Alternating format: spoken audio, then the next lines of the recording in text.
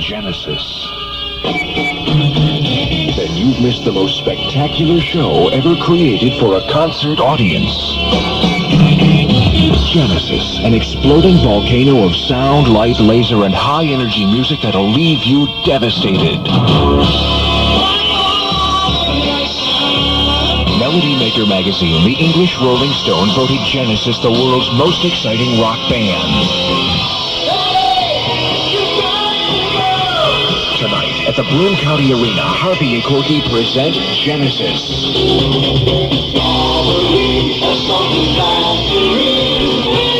All seats are reserved and good seats are available at all regular concert ticket outlets and the Broome County Arena box office from 6 till showtime tonight. Genesis. See them once and be hooked for life. More concert news from the station with the concerts, WAAL. And, of course, be listening in just a few minutes because we'll be having part one of the interview with Genesis. And, of course, if you're going home, while you're going home tonight from the concert, you should be listening for part two of the interview with Genesis here at WAAL. And as I said, the interview is coming up next, right here. Grand Union. This is Genesis.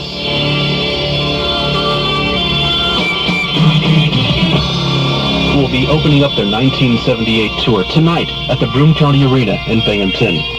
Today I spoke to Tony Banks, the keyboardist for Genesis, about the tour and why they chose Binghamton to start it. Well, we like to sort of try and start tours in a place we've never played before, so that there's no sort of immediate comparison. Because obviously a first concert is a kind of strange event.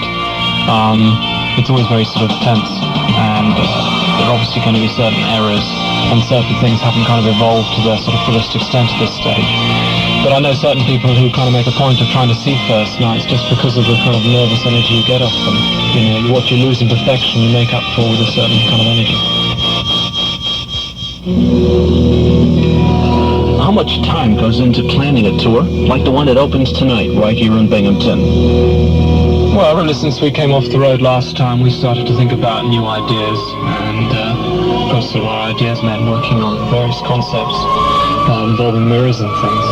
And it's really taken, I suppose, since then for it to sort of come together. Because every time you have a new kind of light show, you're kind of involving some kind of new technology almost. You know, you have to sort of work out ways of operating whatever you've come up with. And we have these sort of mirrors, 6 mirrors that kind of move. They can move in sort of virtually any direction and things, so it's suspended above us in the truss, and you know the mechanics involved in making these turn is quite complex, you know. With the new show tonight, are you going to be like judging audience reaction to certain things here at the arena? A bit, but one waits a few gigs before one makes a permanent assessment about whether numbers are either not working or not working, or whether the order could be better.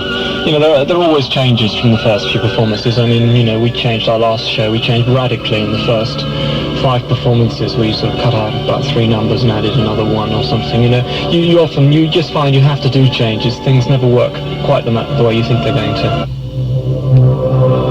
This is music from the new Genesis album, And Then There Were 3. I asked Tony Banks what other material they will be doing tonight besides stuff from the new album.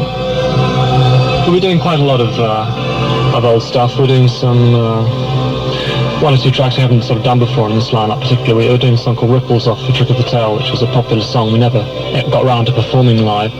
And we're doing an old song called The Fountain of Salmacis, which is from an early album of ours called Nursery Crime. And then we're doing a sort of fair selection from Wind and Wuthering and this album, plus 1 or 2 others, you know, Cinema Show.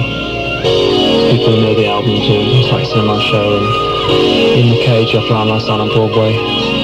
The streets were deserted, the police were alerted. Is it a phone call or a hoax?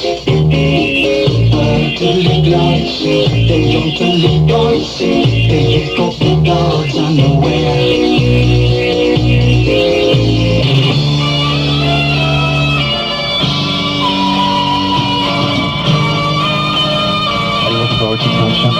No, I'm dreading it. I think the first night, so as I say, there's just something you have to do. It's the same, whatever sort of medium you're in. There are people who are on the stage or something, and you're opening the first night on wherever it may be. You know, it's always a tense experience because you just don't know. There's so many unknown factors. You know, sometimes it works really well and it surprises you. Sometimes it doesn't come off as well as that. You know, but it's an experience.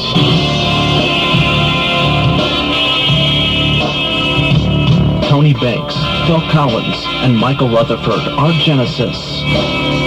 And they'll be appearing tonight at the Broome County Arena to open their 1978 worldwide tour. Good seats are still available at the arena box office. Following the concert, we'll be continuing our discussion with Tony Banks. We'll be talking about the brand new Genesis album, And Then There Were Three, and a lot more about Genesis from the album station, WAAL. Thank you very much, Keith. At 6:42, and Close Encounters and Jaws ended up costing a lot more than they were supposed to. Concert tonight, had a good time, and for you and those of you who couldn't make it, in 15 minutes WAAL will be playing part 2 of a Genesis interview done today at the album station WAAL, and that happens at 11:07 in 15 minutes from now. An interview with Genesis, that's part 2 from the album station. You know, there's nothing like good food, and there's nothing like the recipes you'll hear every Saturday in Lee Evans, and I'll be right back with the forecast and part 2 of the Genesis interview at WAAL. The Genesis interview from your album station, WAAL.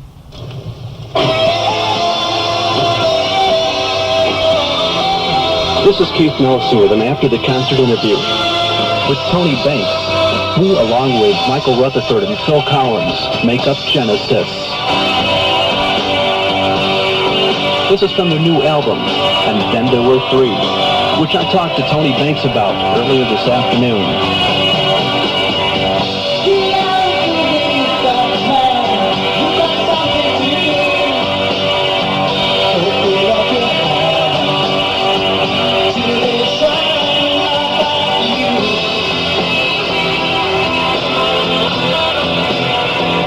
And then there were 3 just been released.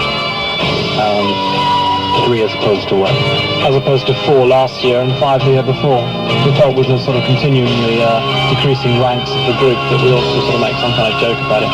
It just seemed like quite a nice title. We kind of tentatively, as a working title, titled it that, and then we really couldn't find anything else that we felt was better than that. It just seemed quite a nice sort of way of referring to it.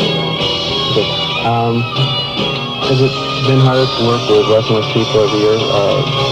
Three people this year as opposed to 4 years ago? It gets easier. The fewer people you have in the group, the easier it is, because you have less people's taste to accommodate. You can, obviously there's more for each individual to do, if you like, but there's less fighting you have to do in order to get one particular idea through. So, I mean, as far as we're concerned, we're quite happy down at 3. I think it'd be difficult for us to go any smaller than this without making certain augmentations on records. I mean, we're down to a bare minimum now.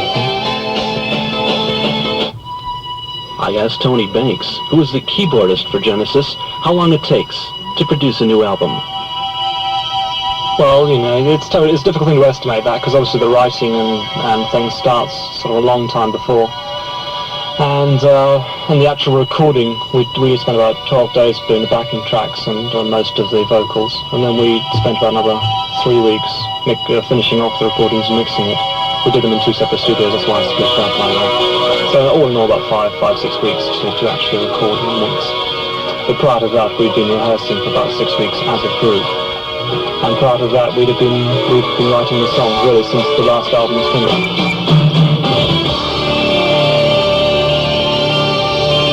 In talking to Tony Banks of Genesis today, I asked him what he likes about the new album. Oh yes, but my favourite parts aren't necessarily everyone else's. There's a penultimate track on the album called The Lady Lies, which is a sort of area we've never been in before. It's difficult to describe it really. Got a slightly sort of nightclub feel to it, as has the previous track in that called So It's Alright Joe, which is really almost a straight nightclub kind of song. It's about an alcoholic. That's another of my favourites. It's alright, Joe. I need another drink to blow